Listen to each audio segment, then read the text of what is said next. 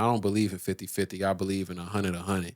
And I'm not saying she got to give everything money wise. I'm just saying, like, you just give the best that you can at every moment. And maybe your 100 may be 20%, but you giving the best that you can. Maybe you going through a depressive state, and maybe her 100 is being that supportive for you.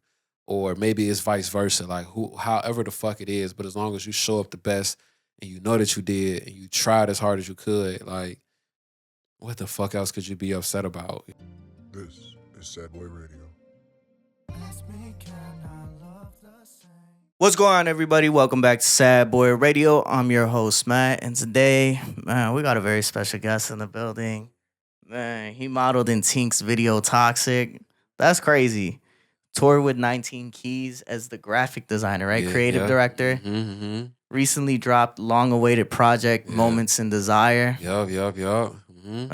Introduce yourself, bro. Man, yo, what's good, y'all? My name is Cassius Tae. You know what I'm saying? For anybody who's out there listening, watching, have you tuning in, I just want anybody to know, like, through this pod, y'all gonna learn the importance of, like, every moment you desire can and will be yours. It's just about, you know what I'm saying, just believing in that timing, and it's not a matter of if but when, for real. How did you get a modeling gig with one of Chicago's biggest R&B artists? Knowing, like, a casting director, her name was Ashanti, and just, you know, being pulled into, like, places where I can fit that mold, you know what I'm saying, of whatever they looking for. And I think, like, that's pretty much how I've gotten a lot of, like, modeling opportunities, just being fortunate to just show myself and put myself out there when it comes to photography, for real. And sometimes I just put out things, I guess, in the same time that people are looking for people to just, you know, fill a void in a video. So, yeah. How has modeling helped you as a performer? Because that's something that, you know, goes hand in hand. That kind of started, like,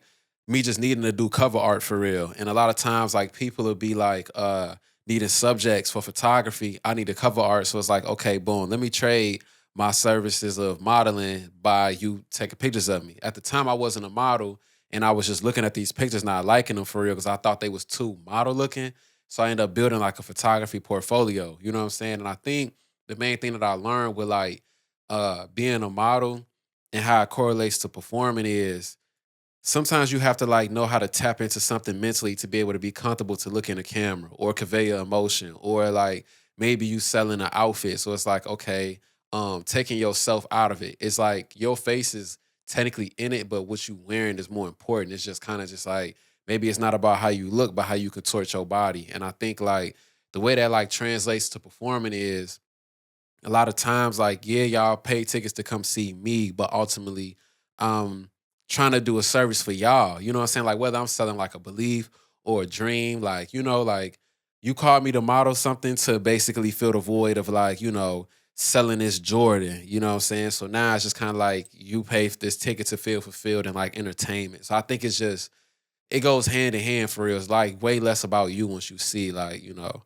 how they go together, for real. And the thing you most recently modeled for, at least, you know, to my knowledge, was your own project cover. Yes, bro. Mm-hmm. And that's huge because I think sometimes artists don't like being on their covers, so they find a way to, you know, they get creative with it. I mean, you think about Kanye West, right? He's got the iconic bear.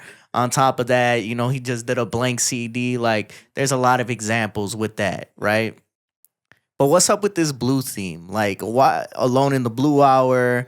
You then move on to Moments in Desire, and your cover is all blue. It almost looks like the Northern Lights, I'm not gonna lie. The color blue to me, like, represents a lot of different things, but I feel like the main thing it represents is, like, the idea of desire. That's what it grew to. I think, like, with Alone in Blue Hour, it just grew to, like, a nighttime in my thoughts, in my head, like, type of feel. You know, I think I was studying photography at the time, so, like, I was really invested in the idea of learning what blue hour is and the emotions that I would think about during the nighttime and the pandemic. But when it came to, like, Moments of Desire, that particular blue, I just thought about, like, you know, looking at, like, a sapphire crystal or something like that, and how pretty it is, but sometimes we look at a diamond, it's, like, more pretty. So at first, like, the aesthetic of the cover and the album was gonna be more diamond like, but it just didn't feel like something I would feel connected to in the long run, you know. So I decided to mix blue with it because, one, blue is my favorite color, and two, I feel like I said, I think, like, understanding, like, color theory, I think it looks very, like, it could be calming, it could be dream like, but I think it's also very, like, luxurious, you know? And I think to go back to your point of like artists not wanting to be on their cover, that's something I struggle with. You know what I'm saying? Like at first, the cover of Moments in Desire was gonna have like a naked woman on it. You know what I'm saying? It's gonna have somebody pose nude, Photoshop it, da da da da. It was always gonna be blue though. But I ended up being on the cover, but I didn't want my face on it, you know, because I think I wanted people to just see themselves in the music as opposed to like seeing something that's just so about me. The album is personal, but I just also wanted it to be like personal for other people as well, too. You know, the album for you becomes a lot more personal towards the end, Yeah, which is pretty much like I listened to it obviously. yeah. And we're gonna get into that, but not yet. This title was created back in, I don't know the exact date, right? Mm-hmm. I I feel like it was 2018, but the album Yeah. was supposed to come out in 2020 originally, Yep. right? Yeah. What's the significance behind Moments in Desire? It's really just a time in life where I was everywhere aside from what I wanted to be. And I feel like I was all over the place trying to make things work for myself and others. And I feel like a lot of times when you're going after something that is sometimes deemed as unachievable, people will make fun of you for the things that you're going after, to the point where it's like you trying to do this and then you got all of this other shit in your life that's not doing right. But the whole time, people that's trying to be a mirror for you, they not even in alignment with what you're trying to do. You feel me? So it's kind of like my desire, I would have these moments where I would just sit in a room and just desire a different ending or a different like present, you know what I'm saying, than what I'm living now. And a lot of times I would desire like, you know, fame, fortune, being around like certain people, being a certain person myself, being around women. I think like all of those different things like kind of added into different moments where I desire something, and kind of just tapping into my future self is what kept me going in the present for real. But what was that person you wanted to be that you weren't at that moment? I think just who I am now. I think like, and not even in the sense of like accomplishments, but in the sense of like confidence. Like, you know what I'm saying? Like, you know, like you could be so right about something, but everybody just feels like that's not the way that you should go until you prove them right. And then now it's like, oh, like I see what you was thinking, because it's like God gave you that vision, and it's like sometimes we look at other people for validation for something that was already validated for us. And I think a lot of times when that shit happens, you'll take like a wandering path of learning lessons on how you was always right. And I think like during that time of going through that path, that builds like your confidence, that builds your character, that builds your morale, your humility, because you'll go through a lot of things that are like damn near it's like you questioning God, and they come off back to you in life like, how dare you question me? Now that you question me when I told you who you was, I'm gonna have to show you who you are through like these hardships, because I gave you the easy way to see it and you wasn't allowing yourself to see it because you ain't believe it. You wasn't living in faith. So how has the meaning of the title changed for you since 2018, right? It's a whole 7 years. So like during that time, like me thinking I was gonna put an album out in 2020, you know, when my hard drive crashed, the songs that was left over ended up being Alone in Blue Hour. That was like the start of the project. So I think like after like I started working on the project again, like around 2022, um, the title grew to just like I desired all of those things still, but the thing I desired most was like execution. You know, sometimes like we could desire all of these things in life, we could have all of these great ideas, but it's like we just never do them. Like you could be the smartest person in the room, but you're not even like really executing on a lot of the ideas. You know, and I think a lot of times like, you know, whether it's somebody making an electric car or who was the person who made the first, you know what I'm saying, gas car or whatever, like a lot of times, even in modern day, we'll see people say, like, I thought of that idea first, but just in the comfort of their own room and in their friends. And I think like it doesn't matter who thought of it first, it just matters who did it. Cause the person who executed it probably don't even know that you had the same idea. So I think like I just had the desire to just like live out all of the ideas that I had in my mind in real life. So when you open up the album, right?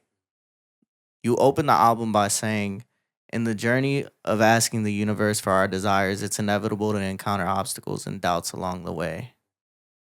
Why did you find it so important to open the project with this specific line? There's a lot of obstacles that I went through as a person and as an artist, and I knew within the album I was gonna go through a lot of obstacles. The first obstacle is when you're going after your desires, you'll never have the ability to please everybody. So boom, like for example, me giving an album that had multiple sides, the first thing was like the first half was heavily entertaining as far as like the bops, the middle half was like songs for women, the back half was damn near just like the rap showcasing my rap ability, you know what I'm saying? Because a lot of people require those different things from you. But it's also like in relation to life as well. Like you could have something for everybody, but it may not be for everybody. Like in the sense of like how I live my life, how I think. Maybe the advice that you asked me for, like if I give it, you wanted me to probably coddle you instead of telling you what you needed to hear. You know what I'm saying? And I think like a lot of times when you're going after your desires, sometimes you'll have the biggest obstacle that you will have is trying to please everybody to the point where you don't even feel like what did you do to replenish your own cup? What did you do for yourself?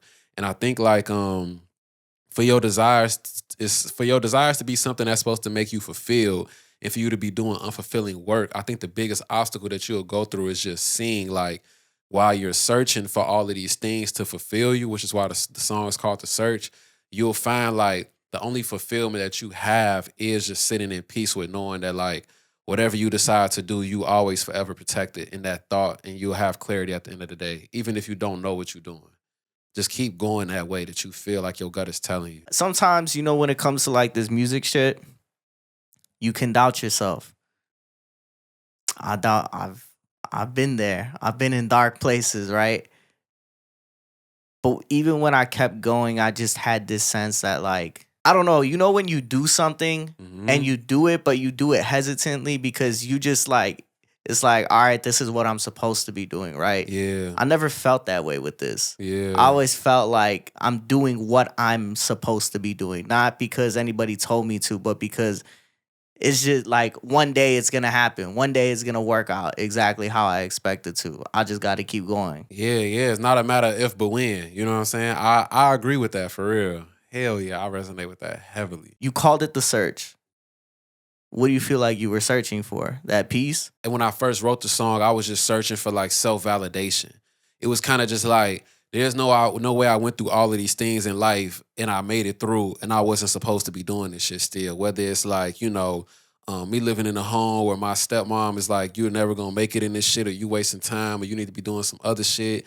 Or maybe it's like, you know, like shit, I could be getting a lot of money from shows, but like people still like, you need to be doing something else. Or maybe it's like you're doing a lot of shit and you've seen people go further than you. It's just kind of just like, damn, like, instead of always asking people like, am I good at this shit? It's just kind of like, let me take a minute to look internally. And I think like when you start searching, you'll find yourself being at peace with in the resolution. Like I am who I am because that's just, you know, who I decided to be. Life is really what you make it. And the less you start searching outward, the more you'll find inward that like you can control your own light, your own darkness. You could dim it as high and low as you want, and you have that control for real. So the first time I got introduced to you, man, it was through Gold Haze's project, Your Pain Is Mine. Yeah. On Runaway, you say, my daddy was an alcoholic, thought he was going to overdose on a scary night. Drunk driving, we swerved so hard, thought we hit a patch of ice. We was young, me and my brothers almost seen the afterlife. That's just a real story. You know what I'm saying? It was kind of like, probably like 12 o'clock at night, you know what I'm saying, for real. And, you know, just driving. And I remember being like on a windy road, just asking like the car to stop for real. And after just almost like, you know, when you be on them bridges where like the slope of like the E-way is just so far down. And I just remember just thinking like, we're going so fast, there's no way that like we would ever like not crash this car. You know what I'm saying? And I just remember the car stopping so hard. It's then like when you in the car, you got a seatbelt on, but it just throws you so hard out of your own seat for real. And I just remember taking the keys out the car. Like that was like a very vivid memory for real. In what ways did that moment impact your relationship with your dad? I think I started looking at him and I think life like the greatest teacher. You know what I'm saying? Like I think like I was probably like 8 years old at that point. So I started taking the responsibility of people being older than me having to have all the answers for real. It's just like, damn, at the end of the day, they just people. You know what I'm saying? It's kind of like love them or hate them. Like people in general or family members, they are a part of your life. Damn, to the reason that they gave you life. But at the end of the day, it's like up to you to decide like how you keep your life. And I think I don't know if I would have came to that conclusion so young if my brother wasn't in the car, but I do think that like eventually I would have come to that thought process for sure. Your brother was younger? Then they're like 15 months younger than me. So yeah. So then they're like a year for real. So when you look at that moment, do you feel like that was the first moment you realized like this is an addiction that's impacting my life? That shit carried into me not even drinking for real. You know, like I didn't drink for a long time. The first time I drank, which is funny as hell, like first time I drank was my first show. It was I was 12 years old, and then motherfuckers was just like, fuck it, we should just drink. So I just had like, I don't know, like a mimosa for real. You say you were how old? I was 12. Yeah, yeah. So it was just like orange juice mixed with like some Grey Goose for real. That's what we had. And I remember like after 12, the next time I drank for real was probably like 19 or 20. But I never really stuck with it. You know what I'm saying? First time I ever got drunk for real was like my 22nd birthday. But I think I just never really was into drinking for real. Like right now, like shit, my 1 year of no alcohol would be like next Monday. So damn near like only time I would drink is damn near like I don't know, like if we going out and not even like out, like damn near like if I'm going to like a certain event and it's just like sometimes I may drink to make other people feel comfortable. Cause you know, like when you got something in your hand, it's just kind of like people are more inclined to talk to you. When you have nothing in your hand, it's like, damn, you in your phone all day.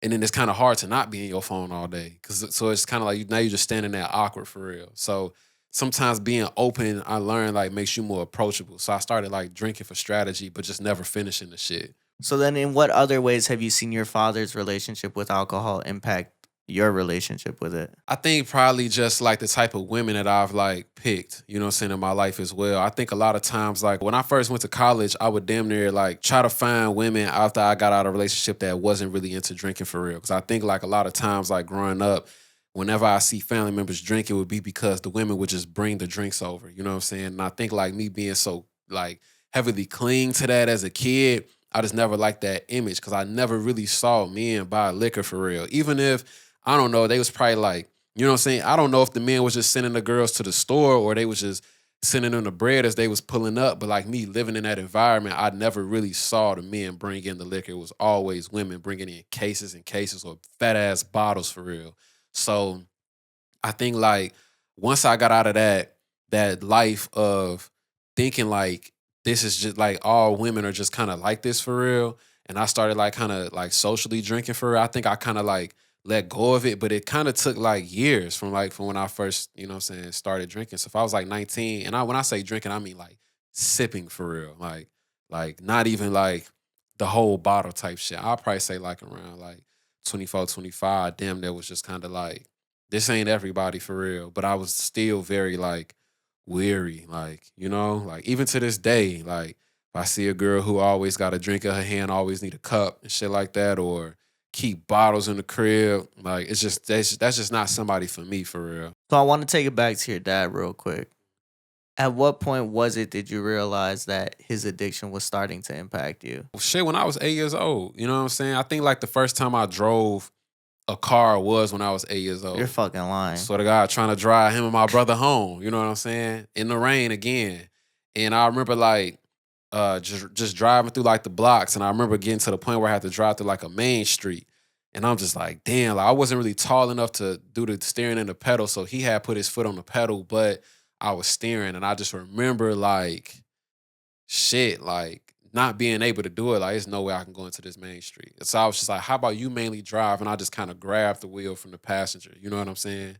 So I think like that was really like my biggest impact. It took me a long time to want to learn how to drive. You know what I'm saying? Like, if it wasn't for this music shit and me having to go to shows, or the main motivator of wanting to like, you know what I'm saying, take like my prom date to prom, I don't know when I would have drove for real, but I just didn't want to look like scary type shit. So it's just kind of just like, fuck it, bro. You just got to get behind the wheel at some point. So then in the song God is Crying, you say, just know I desire to feel worthy to be around. Yeah, yeah, yeah. Do you feel like your desire to want to be needed stems from the fact that your dad was almost choosing this substance consistently rather than your safety? I think like my desire to want to be needed just kind of came from a lot of different things. I think like when you grow up around people who, first of all, like nobody I grew up with their biological fathers in their house. We all knew our pops, we didn't grow up with them. So it's kind of like the closest way that niggas will feel worthy is through gang banging for real. So it's like when everybody is gang banging and I'm not, but I'm still hanging with everybody who gang banging, it's damn near just like you experiencing the same type of lifestyle. You still on the block, you still seeing a nigga point a 12 gauge at you, you still, you know what I'm saying, see the same Oldsmobile been the block asking like, y'all want a dirty burner, y'all want a scratch off, y'all want something clean type shit, giving you the list of the prices, showing you what they got, what the bam. Like all of that shit kind of come from being like guided by each other. And I think like when I got older, I started feeling like I got away from like the lifestyle of like niggas just doing shit on the block and gang banging. And I think my new worthiness came from who am I outside of music? You know what I'm saying? Like, cause shit, I just was rapping just to tell stories from the block for real. Damn near all of my raps was just like Runaway. That shit was all of my raps type shit. I would write a billion of them. You know what I'm saying? And when I stopped rapping for real for a minute, I think I just started looking at myself as a person like, damn, like everybody that's around me are taking care of their family. You know what I'm saying? They went and did the thing that I didn't do. They went and got like a safe degree. So they got a degree in like finance or like maybe niggas went to be lawyers or whatever. So it's like then shit by like 27, 26, it's like you bought a house, you started a family. You know what I'm saying? Like and you bought an AMG, and regardless of how it looks, it's the fact that like you doing it, and it's just like fuck, like I don't know what the fuck to do, and I don't even know if I feel like I'm worthy because I don't know if I could take care of myself and my family the same way that y'all can mentally and physically. So it just be kind of came like a personal thing, like as a man, if I'm not being able to give a lot, you know what I'm saying, in like a way of providing of like financial or wisdom and shit like that, am I even worthy to be around? I feel like we first got to start from the childhood aspect of, what was it that kept you out of the streets, considering that's what you grew up knowing? I mean, shit, the first time I seen a dead body, I was like in the 7th grade. So it's then that like when you that young, and I was seeing gangbanging far before that, but when you that young and you see it, and I'm seeing like not just one, it's two of them, and both of them are brothers. You know what I'm saying? And I'm looking at them. I'm looking at and the whole story of like one brother got into it with somebody, called both of his brothers to come up, and then the guy he was into it with called his people. Now a mother got one son going to jail because he got one guy, but two brothers end up dead. You know what I'm saying? And I'm just looking at this shit like, and it was polarized, and I can't even call it traumatized. It just damn near like clicked. You know what I'm saying? I think also too, I never been a follower. I always been like a very like uh intuitive person and understand that like my safety is dependent on my individuality. You feel me? A lot of people I feel like that I grew up with that got killed in the streets or whatever, gang banging or whatever, it was kind of like you was never that fucking person. Or maybe you was and you wasn't strong enough to be like, maybe I shouldn't be that person today. You feel me? So I think those two things, I think just seeing it firsthand, like I can't say it scared me, it just made me just be like, I could do other shit. Like, cause it's like I know so many other people that do other shit, but other people was acting like they didn't. You know what I'm saying? Like they wasn't being they didn't have the ability to see past a 4 block radius. And the fact that you had to learn this so early on in 7th grade, right? That death is a real thing. Yeah, and you constantly see it. Like every day, the police will come to your block, or you constantly seeing like people losing their life because on your block they doing dog fights, and it's like shit. If a dog dies while they doing this dog fight, and a nigga mad that his dog died that he threw in this battle, and he don't want to give the other person the money. Now the dog dead and the dude dead. You know what I'm saying? Or like you got school the next day, and you just hearing drive-bys. You know what I'm saying? And you just call your homies and y'all get on like a 4-way, and it's just like y'all good, yeah. Then you just go back to sleep like shit is normal, or like the FBI come to your house asking you questions, or like you hearing like you know what I'm saying before you go to school you see the ATF, or maybe you seeing anybody. The fuck is the ATF? That's basically if the ATF come to your shit, that's damn near like bro. That is like the level under like the SWAT for real. That's damn near like a militarized police unit for real. You know what I'm saying? Like they the ones that damn near like kick doors, but they damn near coming in. Well, everybody got a chopper, and they damn near got like they don't even bring patties. They bring like armed trucks to take you away in type shit. I did my research, right? But for somebody that sees you as you are on social media, you would never think that. You would never think that that's where you come from. Yeah, because I think like the main thing is like so The way that shit happened was I still went to a high school that I really, you know what I'm saying, received a lot of love in, even though like some people in my high school experienced the same things. But I think aside from that, like the first high school I went to, I ended up getting kicked out of. But a lot of my friends ended up still going What there. school? It was like a school like far out. It was called Marion type shit. My mom really wanted me to go there because a lot of people was like guaranteed getting like just good scholarships. You know what I'm saying? For real. She seen my cousins go to good schools, get good grades, but their GPA scale didn't really match. So it's kind of like, yeah, you got a 4.0 at that school, but the GPA scale didn't fucking matter. Like you don't even qualify for like a top college. You feel me? So that's kind of how that shit worked. But I think like when I would go back today, you know what I'm saying, they neighborhoods and they high school life felt like TV to me. When you in they blocks and it's clean, it's quiet, it's nice. And I just started like going around these people and I think like my demeanor, everybody would look at me like, who the fuck is this? Like, why are you bringing him around type shit? And I think like how I was when I was much younger is when I show pictures of myself when I'm younger, people be like, damn, like that shit is crazy. But like it was just down there like something you didn't even know that you wore every day. Cause it's kind of like just cause you scared don't mean you can't really show that shit. You feel me? Cause it's like you'll be the easiest one to get picked out the bunch. And I think me going to college, that shit helped. Cause it's like you get so much culture than other things. You feel me? I always knew like my life was bigger than where I lived. And I think like every year when I was in college around like Thanksgiving break, I would hear about somebody new dying that I grew up with, whether like they went to jail and died in jail, or one of my homies ended up getting killed by the police like 2 days before, or maybe the night before Thanksgiving type shit. You know what I'm saying? So I think all of that shit damn near make you just stay away from certain things. And it's just kind of just like you start refining yourself. You start thinking like you start having positive male role models and shit too. Cause it's like you don't look up to like gang banging no more for real, or niggas who just like spit licks or who out the bam or whatever. You just look at different things. Taking it back to where you came from, death has been a constant within your life. Since seventh grade, that's when you started to understand it for real. And not even fully understand it, but witnessing it. Seeing that shit firsthand, verbatim type shit. In your song Somebody Love Me, you say, under God's gray skies, sing verses that save lives. Thank God all my dudes back home that had saved mine. I seen my first dead body at seventh grade. That shit sent my world back around like retrograde.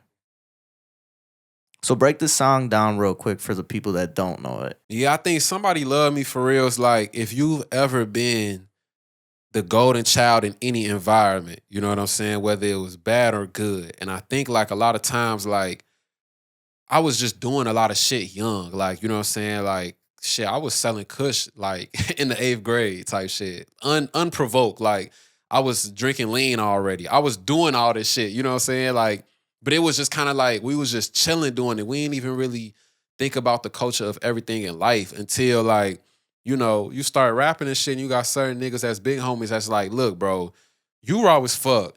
Whether you make it or not, I think like you continuing this keeps you focused on other things.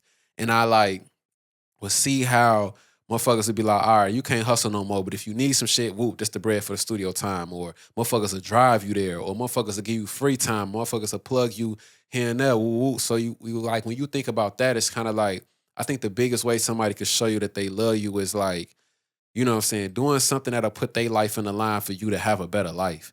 Even when it's just like, you know, maybe we get into it with people and you have somebody to call and it's just kind of like, maybe I just need to tell you, I don't need you to go do some shit, but you're going to do some shit anyway. Or maybe I don't want to call you because I don't know what you're going to do. You know what I'm saying? So I think like Somebody Love Me really stems from that environment.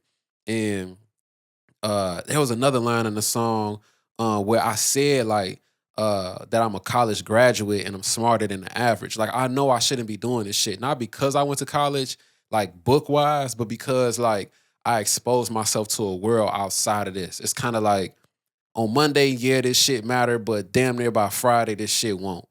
But it will matter more if on Monday a nigga go do some shit and it go left.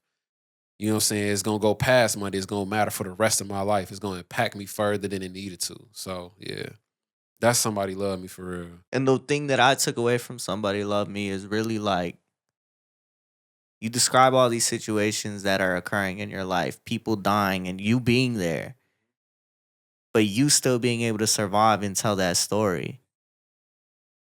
And it's like somebody loved me, like somebody's looking out for me and praying for me. And if it's not even somebody else, it's God, right? Ultimately, that's the whole encompassing thing. You know what I'm saying? Hell yeah. It's God looking out for you and like somebody loves me, like I have a purpose here. And it's not to say that nobody else didn't have a purpose, but that begged the question for you, like, why me? It's kind of like survivor's remorse for real. You know what I'm saying? Because it's kind of like I'm no better than anybody. I'm just better than who I was yesterday. You know what I'm saying? And I think like I started like clinging onto that thought. Like as long as I progress, I can't be worried about what everybody isn't doing. I remember like I framed that mindset when I started running track and I had ended up going downstate. And I started learning like in high school, you can go downstate and compete in events for multiple different things, but it damn near be you and your team. But like when you run track, you can go downstate for like a 4x4, which is a relay. So it's then that like you're gonna need 3 other members to complete 4 people racing. Or I can go down in an event, individual event. But no matter what I do when it's my time to get a baton or come out there in blocks, that damn near determines the fate of everybody else or just myself. You know what I'm saying? And I started looking at life like an individual sport as well. Like maybe somebody is running against me and they may be ahead of me, but it doesn't matter because last week my time was this, now it's that. And I think like a lot of people's progression around me was definitely around like how much can I just survive this time in this week? Whether it's like scamming or loading up on like more bread in a way I don't need to through like drugs, or maybe it's like, you know what I'm saying? Like shit. Maybe I fight people on the block just to incite that fear. Maybe, you know, so I recruit more motherfuckers. Maybe we get more guns. Like it's just a lot of shit. Like maybe we get a new trap. You know what I'm saying? Like, or maybe we blow up our house and do arson because niggas is coming after us and we need that bread to get out of town. Like this shit was like my everyday life. Like not a day went by and this shit was dull. Like this shit was like funny as hell at certain moments, but it got real. It was like my block was like Friday. You know what I'm saying? Like it really fucking was. Like you would be having fun, I cracking had a jokes and shit. Debo. We had like 12 Debos type shit at any given moment. Like it could be a Debo type shit. We had 12 Debos. I remember motherfuckers definitely ran up on us one time. Didn't know it was us. We was just chasing some girls. Like damn, they fine. We ended up going past their crib. I swear to God, you just hear like just footsteps. It's like 100 niggas in white tees and shit in the grass, ready to get down on 3 of my niggas. I'm like, damn, it's funny as fuck. Like when you in that situation, it's like you can't even be scared because it's just like in the moment. Your body won't even allow you to be scared. You just looking. Then it come one nigga out the cut, the leader Debo. Like, oh damn, them my little niggas type shit. Then you good type shit. It really be like that. You know what I'm saying? It's like, it's fucking crazy like that. We just grew up in them type of environments. And I was just like, fuck this shit. Like, I'm out of this shit, bro. I can't do this shit. Like, y'all niggas got it for real. And they stayed in the end shit. They got swept. Is that the point where you felt like your innocence was taken away too early? In the search, I had a line where I was like, I ain't never had a child's eyes. In a sense, it was took from me against the world, no allies. You know what I'm saying? And when I said in a sense, I was saying like in a sense, but I was also saying like innocence at the same time because it's like in a sense, like what the shit that I seen was taken from me because the shit that I seen, it made me no longer innocent. Like when I look at like kids for real, like let's say like, you know, so you have a girlfriend or something or somebody you talking to, a friend or whatever, and you meet like maybe they little brother, little cousin, and they 9 years old, and you look at them like, damn, I did not look like that when I was 9. Like I look like the motherfuckers that you see on the internet when they be like, damn, like society is failing our kids. And I'm not saying like I was out here crazy as fuck, but I'm saying like I understand how a kid could think like that young, and I could also understand how a kid wouldn't. You know what I'm saying? At first I couldn't for a long time until I got older. Like, how did you not grow up in an environment where you understood like, you know what I'm saying, alcoholism, you know what I'm saying, people having uh uh like gang banging, you know what I'm saying, ties, like porn addictions or anything, you know what At I'm 9 saying? years old? Hell yeah, bro. Easily. It was like accessible. You know what I'm saying? It was just damn near like every fucking day. And the crazy thing is like You take me out of this chair, you invite anybody from my block, and I'll just be like, tell that story. I could tell it verbatim, top to bottom. They could tell it just like me, and I don't have to spoon feed them or tell them like anything. Like you will remember a lot of shit like that, especially when you experience it with other people. Like, you know what I'm saying? And I never was really like, I never was the type person that would be proud of that shit, but I just had to be like, I mean, this shit is my life though. You know what I'm saying? Like you get one in this current form, you know what I'm saying? Unless, you know what I'm saying, you believe in reincarnation. But even if niggas is reincarnated right now, this is what you get. You just gotta trust your gut for that survival.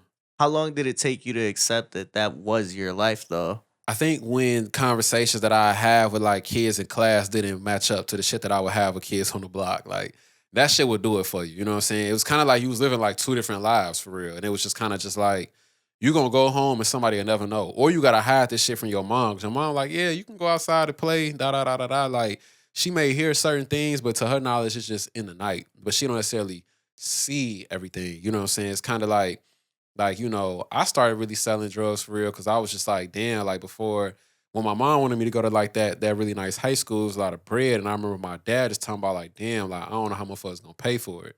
So I was just seeing him spending a lot of bread on like alcohol when like women start buying it. So I'm like, damn, if I just sell these whoops, put the shit back in his wallet, motherfuckers would be good type shit. And I just felt like, who the fuck would catch me? You know what I'm saying? And yeah, motherfuckers used to rip their shoes open, whoop, put that shit in. Used to be like, you know what I'm saying? They used to take that shit to school type shit. How'd your ass get caught? It was a girl I was like really, really cool with. Her boyfriend at the time told her that she got some shit for me. She was like, I'm gonna tell the teacher. I was like, you ain't my friend for real if you gonna tell the teacher the shit that I'm doing. And she was like, I'm gonna tell her. I was like, I'll tell the teacher before you. Fuck. Like, I wasn't really scared. And so shit, she like, I dare you. I went up and I told the teacher, like, look, this is what's going on. This is why I'm doing it. I just want you to find out from another student. Don't search my locker. You know what I'm saying? The shit is in my shoe right now as I'm talking to you. Like, I'm telling her this shit. I'm like 12 years old type shit.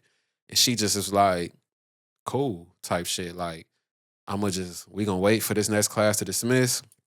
And then shit, don't go to the next one. I'm gonna tell the teachers that, you know what I'm saying, I gotta tell you about something. She was the only like black teacher that really gave a fuck. So it's just damn near like we just had to talk about like it's not really my responsibility as a kid to be taking care of adults. Mm. She was like, and even when you become an adult, you don't understand this shit now, but like it's still not gonna be your responsibility. You know what I'm saying? Like, and she just kind of just made me promise her that I'll stop for real.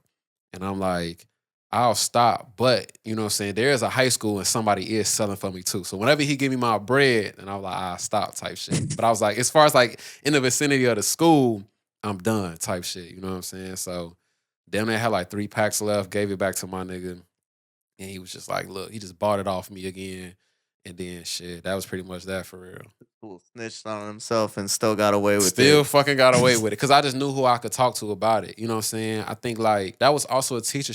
I remember her telling the story about how like she had never owned a gun because one time like her and her dad was playing with a gun and he was teaching her how to use it, but he was just like fake like, you know what I'm saying? Somebody came into the house or whatever and you just like pull the trigger. And she like, I don't want to do it. He like, pull it, pull it, pull it.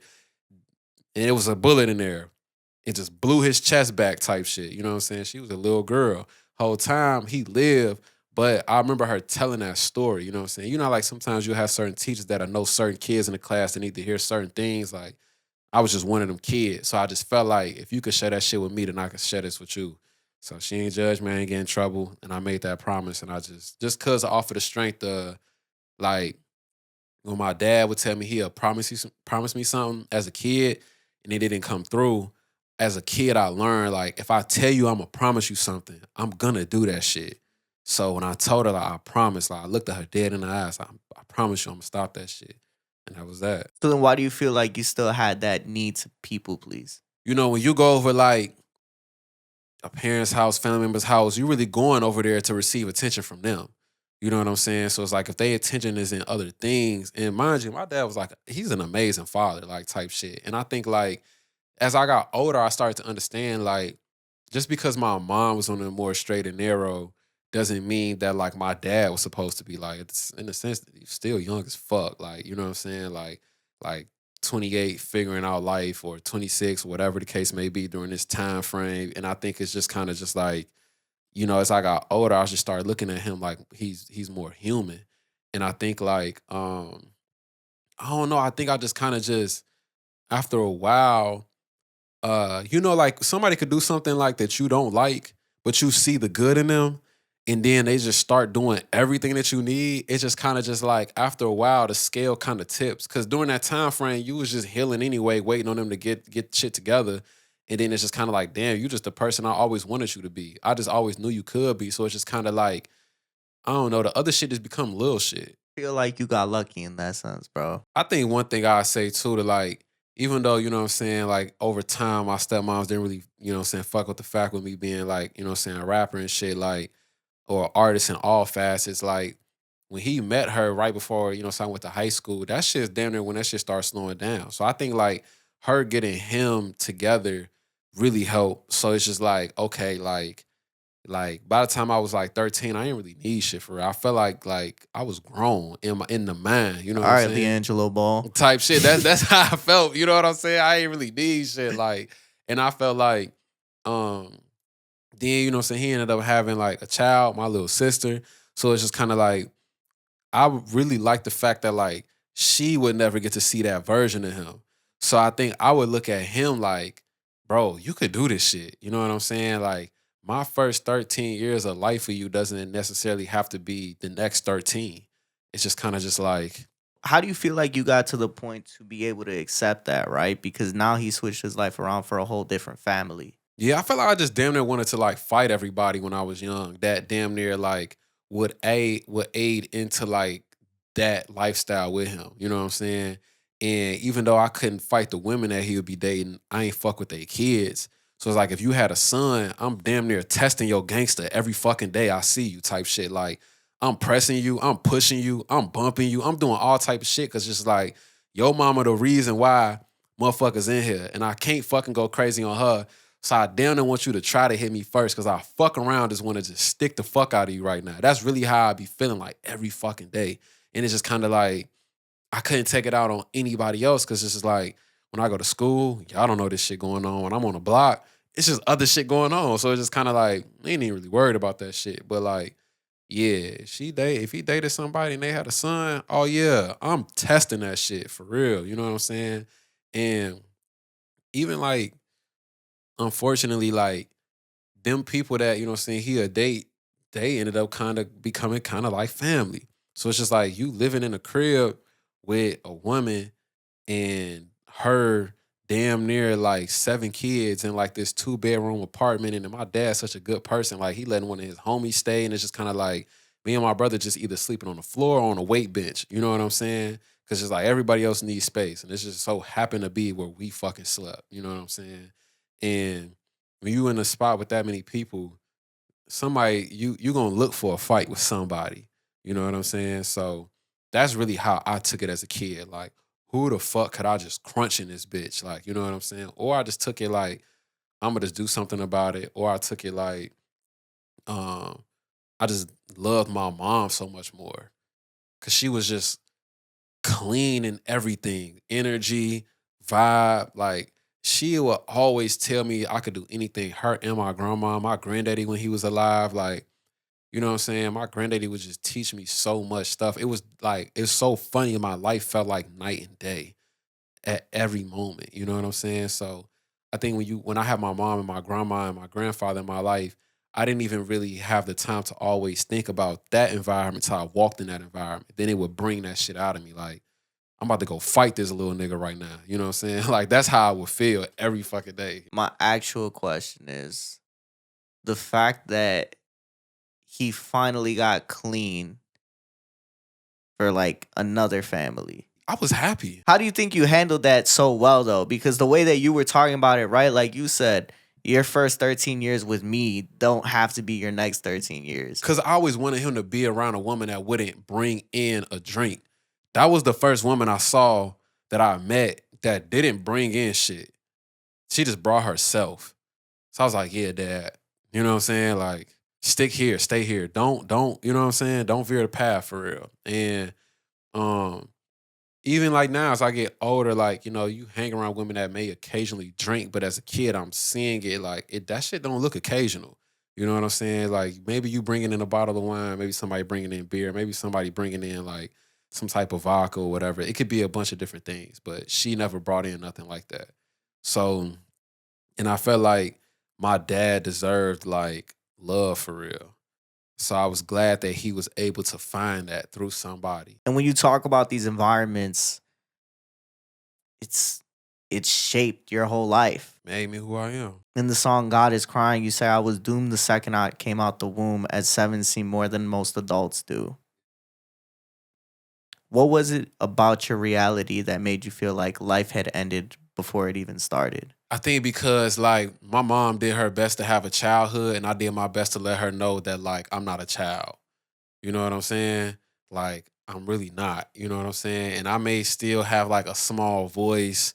I may still be like small in the sense of like stature, but when I walk out that door, my life is completely different than how you like talk to me and love me. And even my dad, for real, like he was a person that always told me I could do anything, but he would say the most outrageous things, like you know, you could build a house. And he would just say it like it was just the easiest thing. But my dad is also one of the most smartest people that I know. Like he is probably also the most skilled person I know. He could do a lot of different things. So it's kind of like and execute them.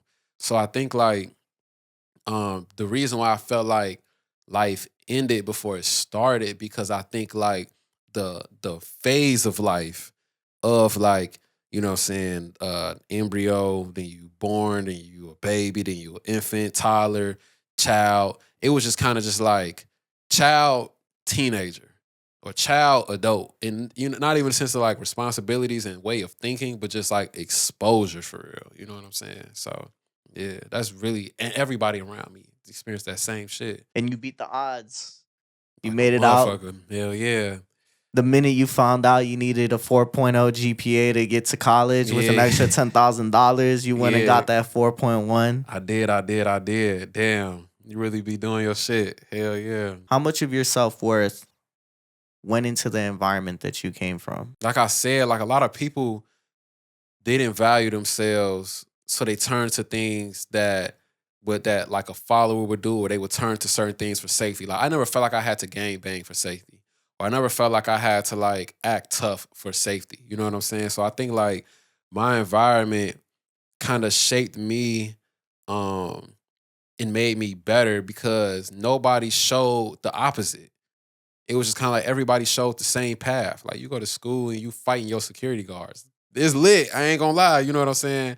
But at the same time, like, what if you just went to school and opened the book? You were an asshole when you were younger, weren't you? I really wasn't. I really was like observant type shit. I was really the type like, in a sense, probably, but then there'd be like, I don't fuck with them. Yeah, I tell somebody straight up, like, don't let them come down this block no more. Or like damn near like I'll tell niggas don't lead a block with them. You know what I'm saying? And if they don't listen, I could think of a few times like people didn't listen.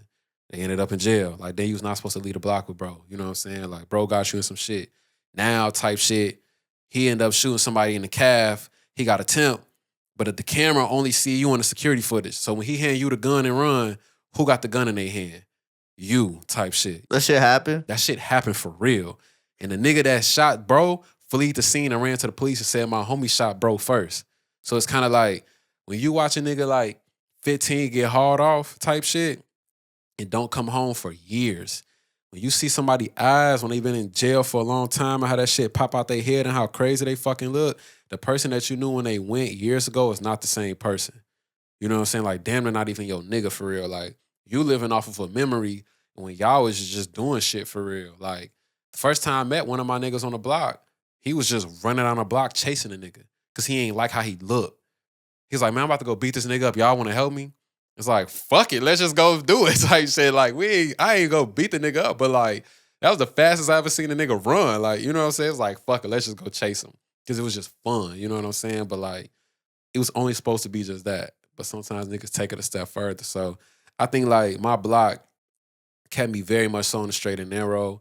I think like having a guidance counselor when I was in high school, telling them about these things and them nominated me to go on this this ambassador program called People to People where they send students to like overseas. So like going to like Italy, Greece, going to like Rome and Sicily at 16, you know what I'm saying? Like I was like, fuck this. Like this shit is little what y'all doing. Like, And then you went back to the hood. bro, just cuz. But it was like, but the mentality that was not in me no more. It was kind of like, nah, bro, like life is bigger than this present moment. You know what I'm saying? You ever see people that just look burnt out before they even hit like 21, 22? It's just kind of like they just did everything. Like they drank all the liquor, they experienced all the shit, they lived in stress. Like you could see it in people's eyes when that shit be popping out of their eyes. Like you could see the crazy on somebody. You know what I'm saying? Like I lived in that. It could be people the same age as me or younger, but they have more stress in their face. Like my youth came from living in an environment or putting myself mentally in an environment, that moment that I would desire to be somewhere else, off of just feeling like I know there was better because I seen things that was better. So then do you feel like your environment had encouraged you to love yourself more? Hell yeah, because it was like I saw how many people went to bat for me. So it's just like, bro, you have to do something with this. Like when you start realizing like people make sacrifices for you to get further because maybe they felt like you the one, or maybe they feel like their time is wasted, or maybe they don't have the things that they feel like somebody with ambition would have. Like they don't have like drive, they don't have determination, they don't have discipline. And you doing this shit unprovoked and untold, that'll make a lot of people be like, all right, let's put the focus in the bro. Cause it's like that energy is just as insightful as like a negative energy to get people to do something. You know what I'm saying? It's like it's inspirational. And you're not even knowing that you being inspirational, but in a sense, like it is for real. So when you talk about moments in desire, you say that there's certain moments in life that you miss but you can't get back.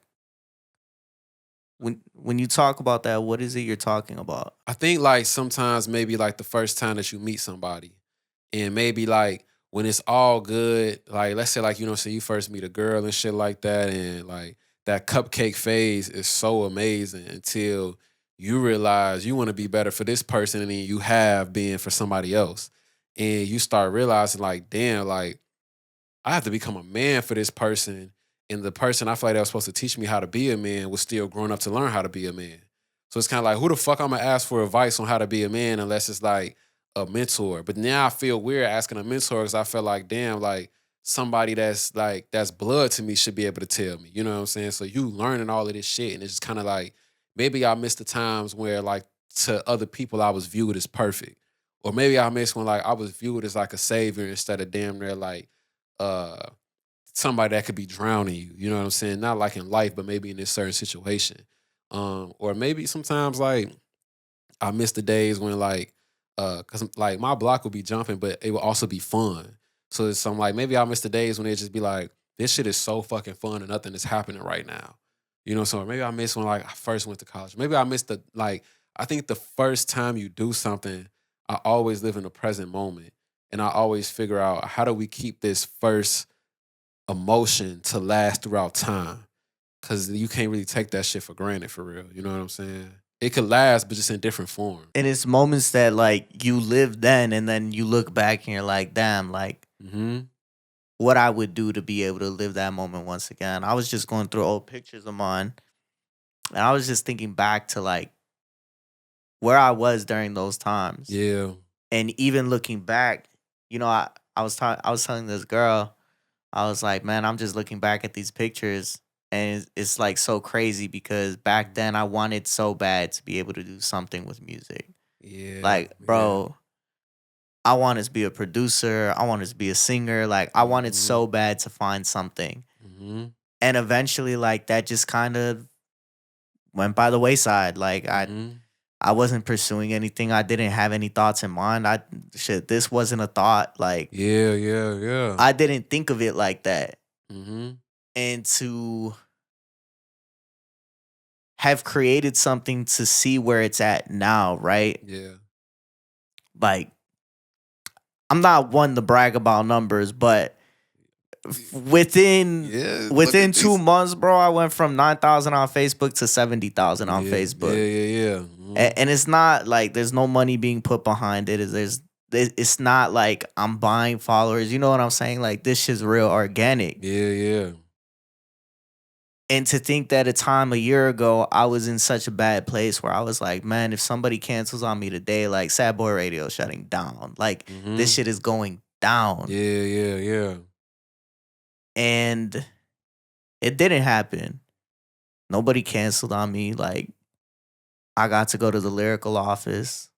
And after the lyrical office, it was kind of like, okay, like, that was my sign, right? We all ask God for signs, and that was my sign to be like, okay, I'm on the right path. Like, I'm doing what I'm supposed to be doing. But I was just in such a dark place that it was like, damn. It's hard to see. It's hard to see like that you a light in the dark. You know what I'm saying? Because you looking for the light, but it's just like, nah, you the light. And I'm gonna retire that story eventually because I don't want to manifest shit, but like Mhm. I was definitely there's this Billie Eilish interview where she talks about the song Everything I Wanted. Yeah. She talks about how originally the song was supposed to be about not wanting to be here anymore and actively not wanting to be here anymore. And her brother told her like, nah, we're not gonna write that right now. We're gonna write it once you're past it. When you in a certain emotion and you talking about it while you living it, it could fester differently than when you passed it. You know what I'm saying? So like right now, like me talking about the block or stuff like that, I just would never talk about it because I would just feel like, damn, like this would be how my life would be, or alcoholism or whatever the case may be. It could be anything. You know what I'm saying? Doubt, like you feel me? That shit is a big thing. Like I feel like doubt is just a gateway to certain things that Billie Eilish probably wants to talk about. But yeah, sometimes talking about it in the moment is needed, but sometimes growing through it is also just as important. But missing those times, right? Even those bad times, sometimes you look back on that and you're like, damn, like I was in such a bad place, but I wouldn't be where I am without living that. That's the hardest part about life is like giving yourself grace. Sometimes you'll do something and you'll impact other people. And you'll be like, I wish I was at a better point in life for this person. And I hate that I had to learn this lesson of what I did was not the best. You know what I'm saying? With this person who probably just deserved the utmost amount of love. Or I hate that this person had to experience me in a depressive state. Like just for other people to see me smile every day because I didn't grow up smiling. You know what I'm saying? Like, not to say I wasn't happy. It just wasn't, my bad, it just wasn't cool for real. And sometimes, like those moments in desire, right? Wanting to relive relationships and maybe reliving it for what it was or reliving it to correct the mistakes that you made that you didn't realize, right?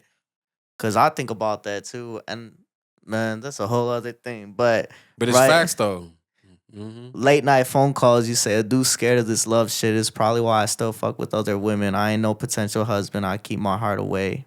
Mm-hmm. What stopped you from being able to love the same way you once did? This is two things I say. How I ended up like being like afraid of love was damn near like being afraid of like committing to something other than what I care about. And I'm not a selfish person in the sense of I'm not gonna bring you along when I know my main focus is this right now. But if you want to tag along and I start liking you, it's kind of hard to be like, I don't know. And I think the other thing aside from that, like if I take career out of it, I think with me being a perfectionist and me, like I've been letting that shit go a lot recently, but I look for perfectionist things in people. I don't need you to be a perfect person, but I need you to be like, Certain qualities. for a woman to be pretty, it's not gonna break the scale for me. I feel like women are pretty just like, I feel like it's just the standard of life. You know what I'm saying? Just like I expect a woman to be pretty like how I expect a turtle to be green or I expect the sky to be blue. Like, you know what I'm saying? So I never really been easily moved that much by like a woman being fine as hell. But like maybe you pass like 10 things, but I need that 11, 12, 13th. And those are the things that really matter. Like, damn, like you not intellectual. It's like, I don't even know if I could fucking love you for real. Or like maybe like you just like certain things that like we do together. I don't know if I can like, you know what I'm saying, fuck with you for real. Aside from like this one thing that we link up to do. But I think like, and when I start seeing everybody like that, I was like, shit, I'm scared to even like attempt to try to love somebody because I don't want to find out that you just as shallow as the last 10 women. But whole time, the only reason why the other women were shallow because I was just attracting. It was really a reflection of me. So you're scared to love because I don't want to waste somebody's time of me taking a long time to see if I like who you are. Because off bat, if you don't impress me, because I'm looking for something like without looking, it's a feeling, then it's just kind of like, I don't want to be deemed as like the emotional, unavailable guy the guy that wastes your time, the guy that's not gonna care. Cause I really do not move on emotions quick as hell. I could sit with you, kick it with you, talk to you, skate with you. You know what I'm saying? Like, but You say skate? the type shit, you know what I'm saying? But it's like emotionally, like moved by you, probably fucking not. Don't get me started. They're Yeah. boring out here, bro. Boring as shit. And it's like they're quality people, but just not for me. We need somebody that cares about what we care about, but cares about it even more, right? And it's weird. Fem made a song about it. I think it was Happy Breakup Song, where he says, like, thank you for loving me even when you was loving too long.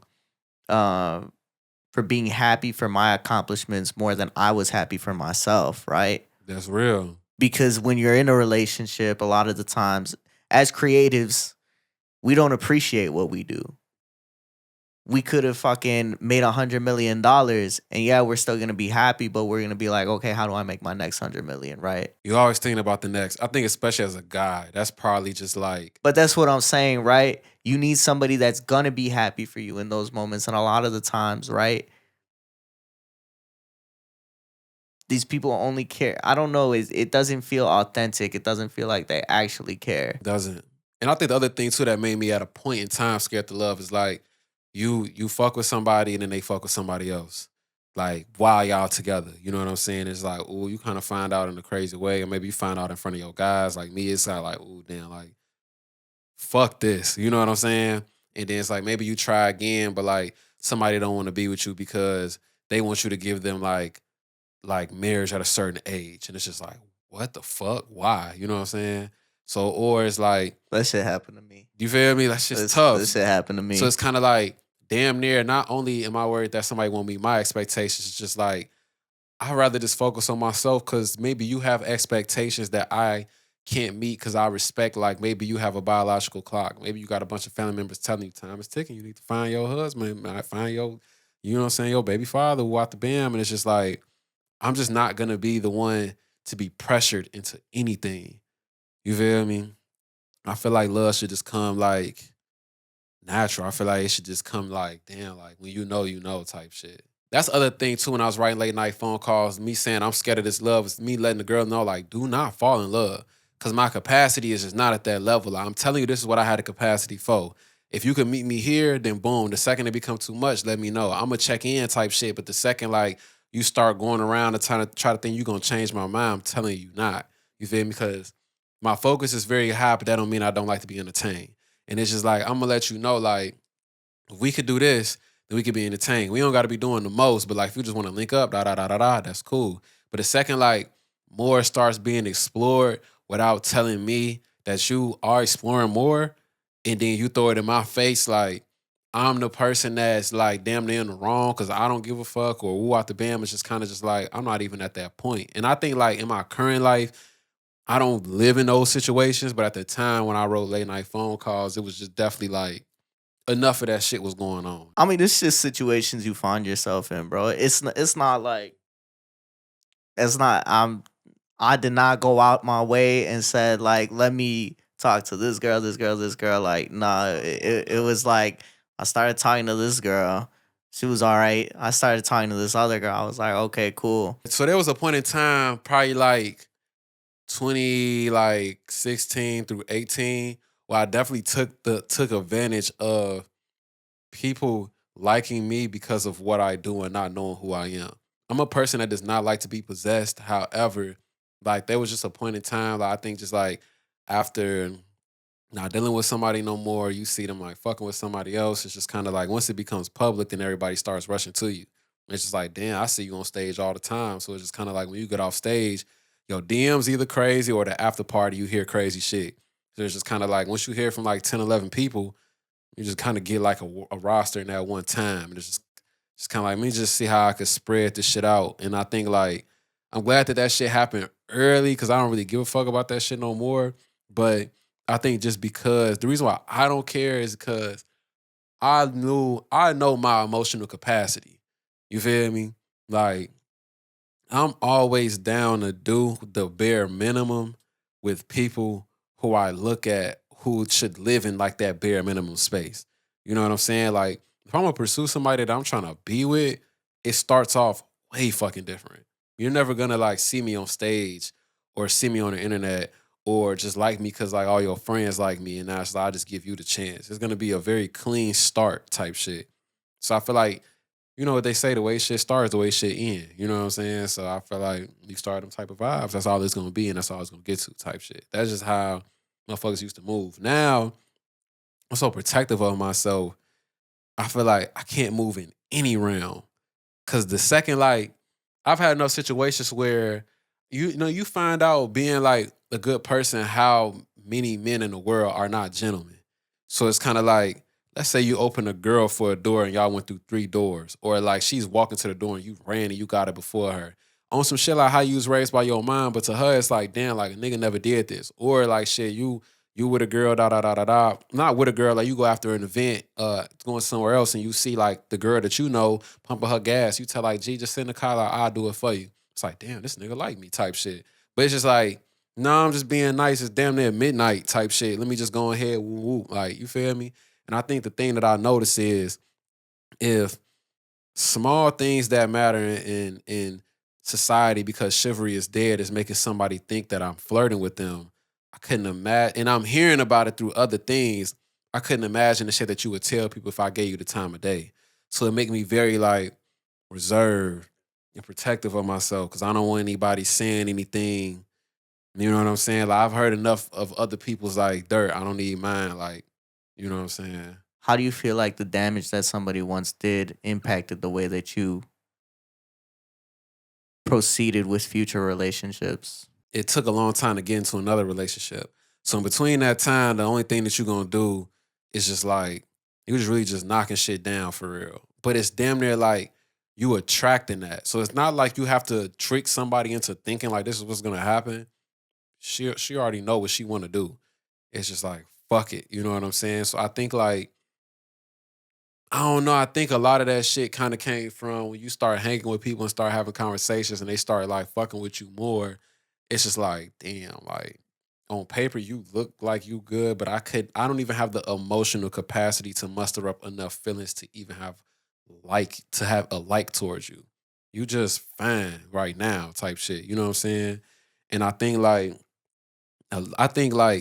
that it's something I could say like through having like not so well experiences with love, how that shit hindered me. And I think like when it came to finding love again, it helped me assess more of what I need, what I like, and what is good from the beginning. You know what I'm saying? Hell yeah, definitely that. Do you feel like you're still afraid to be in love? I think it's hard to like be in love because one, a lot of people in this time frame have certain expectations for you as a partner. Like I'm not ready to be nobody's father or husband. So it's kind of like a lot of people now are in the dating to marry. Like not necessarily saying that people wasn't always, but it's just now like very much more so intentional. And I'm not in the intention. I'm not in the space to waste your time to try to see if I even like you, or I'm not in the space to even act like I'm trying to even do that. So I just take myself out of the dating equation, period. You know what I'm saying? It's like, why would you pee in the dating pool? You know what I'm saying? It's just like, just don't even get in it. And I think like, um, I don't know, I think I'm not scared of love. I'm just more protective over it. Of like my time and energy with like a woman. Like the idea of having a roster feels like so much work. You know what I'm saying? Like the mental capacity to even like keep up with that many people is kind of like in my current right now hard as fuck. Like you feel me? Like I couldn't even. I didn't be looking to turn you down before you trying to turn some shit up right now, type shit. You know what I'm saying? Because I'm just like, what you bringing? And I get that because when it comes to that intentional aspect, I feel like I've talked about this before, but when it came to my last relationship, it came down to the fact that I wasn't personally doing enough, but I wasn't doing enough because of past situations that occurred. And it got to a point where it was like, okay, well, I want this by this age. And it was like, well, I can't give you that because I'm still in a place where it's like I'm 1 foot out already. I need to get back to a place where I'm both feet in before I could even think about that. I was watching this guy. He was telling this story about how, like, a lot of times, like, women will expect you to be a certain type of guy based on who her dad was or wasn't. But let's say, like, the dad was amazing, like, paid for shit, woo woo. But as, like, a woman, you don't know, like, the first 10 years of your life that he was low-key struggling before he got in his bag for real. He was just still trying to figure out how to support you, like, you and moms, woo woo.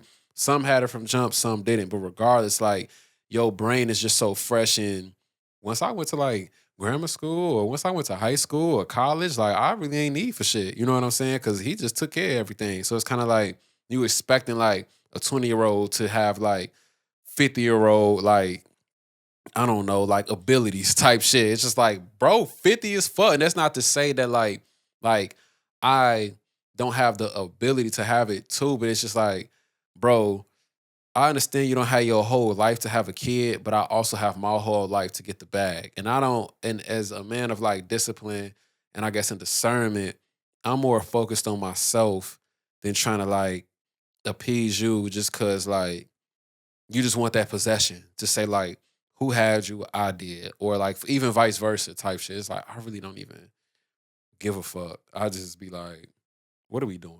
You know, somebody told me in this podcast, they said that, you know, at 22, it's okay, like, to be like, I missed that one. Like, you know, you're not supposed to be ready at 22. And I wasn't. I wasn't ready to fucking be married. I wasn't ready to be I wasn't ready to be a provider in any sort of way. And I said that, you know, from the get-go, like, that's not what this is, and that's not what I can be. It's like, how could you just came out of fucking high school? But that's the society we live in now, right? Society tells you that if you're not a provider and you're not the breadwinner, Mm-hmm. you ain't shit. Pretty fucking much. You ain't shit.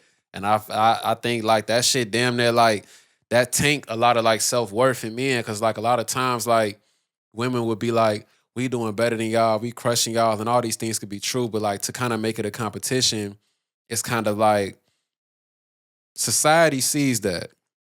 Society sees, like, especially in black culture or any, like, type of, like, minority culture, if you want to kill, like, the progression of, like, a certain culture, you have to kill the man's mind frame and intelligence and competence, or really, like, his whole morale and his confidence. And the way that you do that is just take away his ability to provide. So let's just say, like things with, like, child support being more in a woman's favor, like ways women can get food stamps, you know what I'm saying? Shit like that, like how it first was when it was initiated. Or if you think about, like, just the job market, like, a lot more women get hired for certain things, whether they're just as qualified or not. And it's not to say, like, women shouldn't have a time, but it is an agenda of, like, shitting on niggas for, there needs to be quality people doing shit. I'm not talking about, like, motherfuckers that's just expecting shit that don't do shit. You know what I'm saying? I'm talking about people who have, like, the same credentials on their resume as well. It's like, yes, I get it. Like, it was just happening to women, but men was never telling women, like, you ain't shit for it. You feel me? So it's kind of like when you have a lot of, like, women on the internet saying it, a man will think maybe this is how every woman thinks. Maybe you might meet a woman who doesn't think like that. Maybe you'll meet a woman who is more grounded in her ways and her views, but it doesn't change the fact that it's too late. You already feel less about yourself. And that was something that I had to break out of, like, once that relationship was over. I had to really understand, like, and that's why I tell you, when it comes to, this is what was going on in my life, where I felt like everything I was doing wasn't shit. And it came from being told that, but also seeing performance of shit. And it's like, damn, like, how do I get back to a point where I feel good? Every guy goes through one woman where they felt like they wish that they could have done better before they do the best. You will harp on that shit so much to the point where you won't even allow yourself to be human. And it's probably maybe because of the things that she said that was just a fleeting thought, you know what I'm saying, stuck with you longer than it needed to. You know what I'm saying? Like, a lot of men's strength lies in, like, their physical. A lot of women's strength lies in, like, you know what I'm saying, the things that they say. So I feel like a lot of times, like, women understand or don't understand that power that they have. But sometimes Her ass went for the jugular. you could like every guy will also deal with a woman who knows that shit too. Like you feel me? Like will definitely charge at your ass like on the shit that she say, and it damn near make you have like an out of body, out of character experience, and like maybe going back and forth, or maybe just like shutting down, whatever the case may be. But like regardless of that, and when I say every, I don't mean 100%. I just mean like you know what I'm saying a large majority. And I think like on both ends, like people is learning, women learning how to be better communicators, men learning how to be men because they didn't have an example.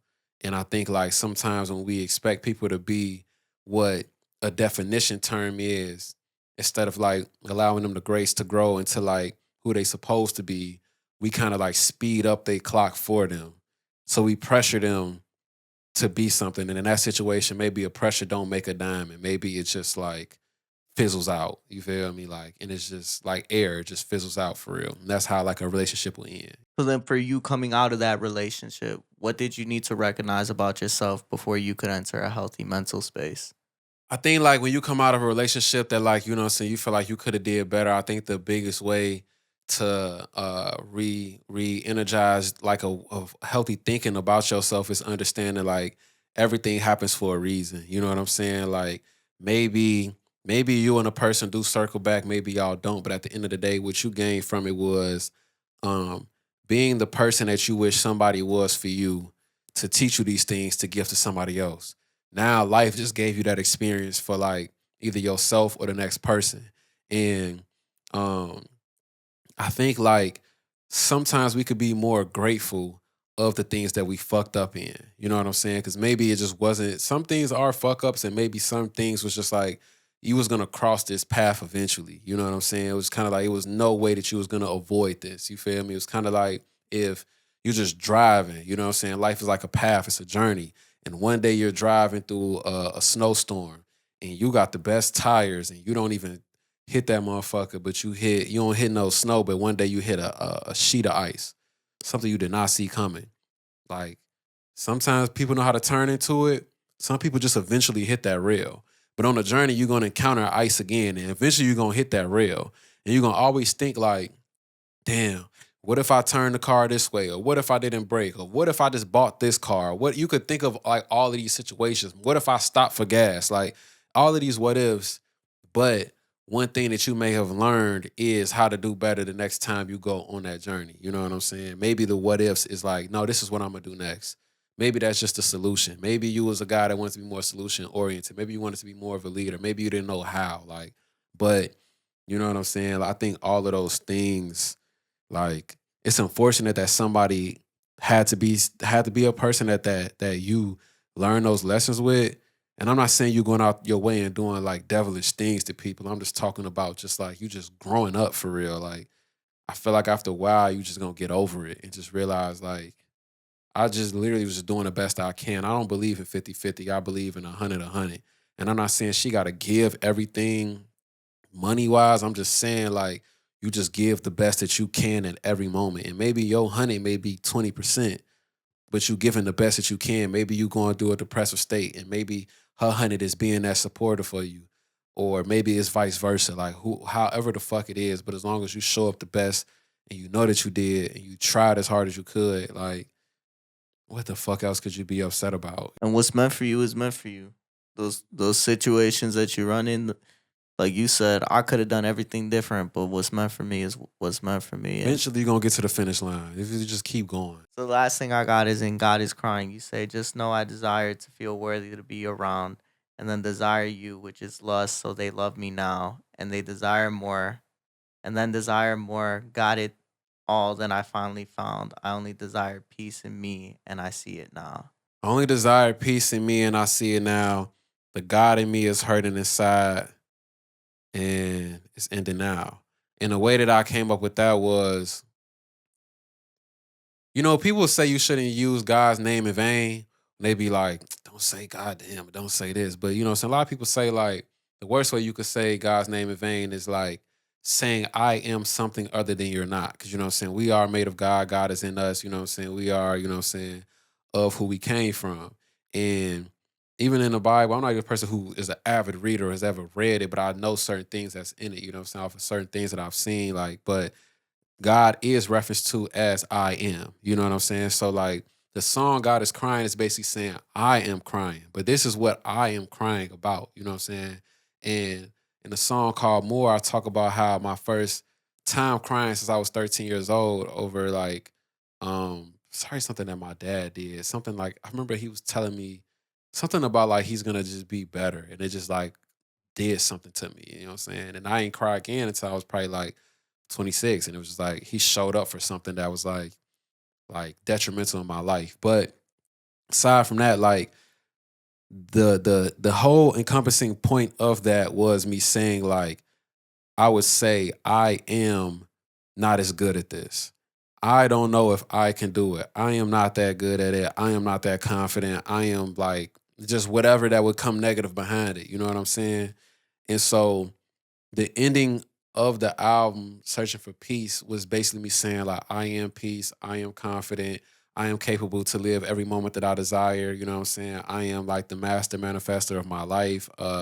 I am a person who can take matters into my own hands. I'm a person who has unlimited range in my ability to learn as many skills, teach as many people, bring people along the way. I am a vessel, I am a light, you know what I'm saying? All of these amazing things. So um, the sort of final ending line is I need to feel better, heal more, and live better.